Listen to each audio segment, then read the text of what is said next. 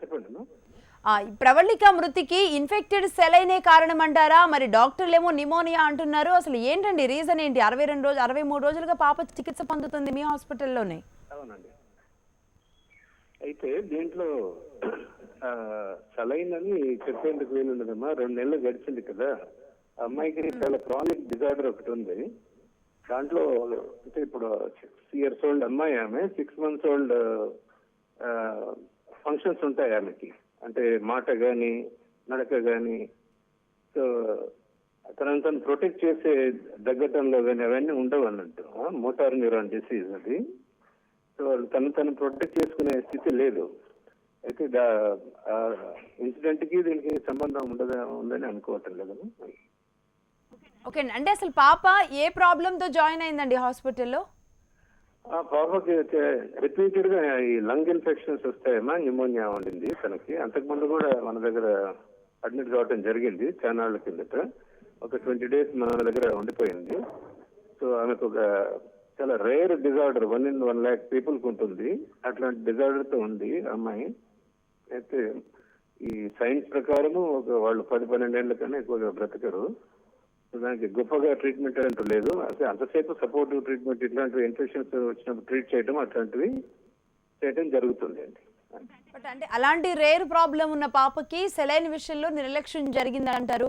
అంటే అది స్పష్టంగా కనబడుతుంది కూడా, సెలైన్ లో ఉన్న ఇన్ఫెక్షన్ అదంతా కూడా కనబడుతుంది. అందులో ఉన్న క్రిములు ఉన్నట్టుగా కూడా తెలుస్తోంది. మరి ఈ వ్యవహారంపై మీరేమంటారండి? దానికి ఆల్రెడీ ఎంక్వైరీ ఆర్డర్ చేయడం జరిగింది. డ్రగ్ కంట్రోల్ అథారిటీ ఉంటుంది కదా మన స్టేట్ మెషినరీ, వాళ్ళు ఆ శాంపుల్స్ అన్ని కలెక్ట్ చేయడం జరిగింది. అదంతా వాళ్ళు చూస్తున్నారండి. అయితే దాంట్లో ఇన్ఫెక్టెడ్ సెలైన్ అంటే ఇన్నాళ్ళు దాని ఎఫెక్ట్ ఇన్నాళ్ళు ఉండదండి. సో వాటికి ఇన్నాళ్ళు ఉండే అవకాశం లేదు.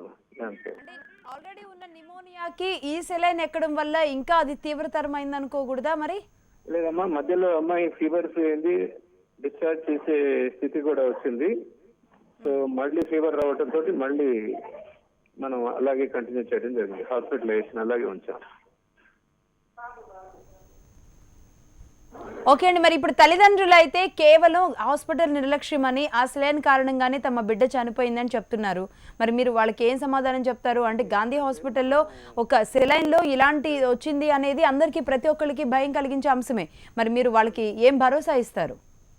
అవునండి, అలా నేను చెప్పాను కదా, ఇంత లాంగ్ స్టాండింగ్ నెలల తరబడి దాని ఎఫెక్ట్స్ ఉండే అవకాశం లేదండి. మేబీ 2-3 days, 1 week, 10 days కన్నా అంత లోపలనే అది రిజాల్వ్ అయిపోతాయి. అట్లాంటి ఇష్యూస్ ఇన్నాళ్ళు ఉండే అవకాశం లేదు. సో వాళ్ళకి సైన్స్ గురించి అంతగా తెలియక అనొచ్చును, వాళ్ళ అపోహ వాళ్ళకు ఉండే అవకాశం ఉంది. అయితే సెలైన్, ఇన్ఫెక్టెడ్ సెలైన్ వల్లనే చనిపోయింది అనేటందుకు అనుకోలేమండి అలా. ఓకే అండి, రైట్ వెంకటేశ్వర రెడ్డి గారు.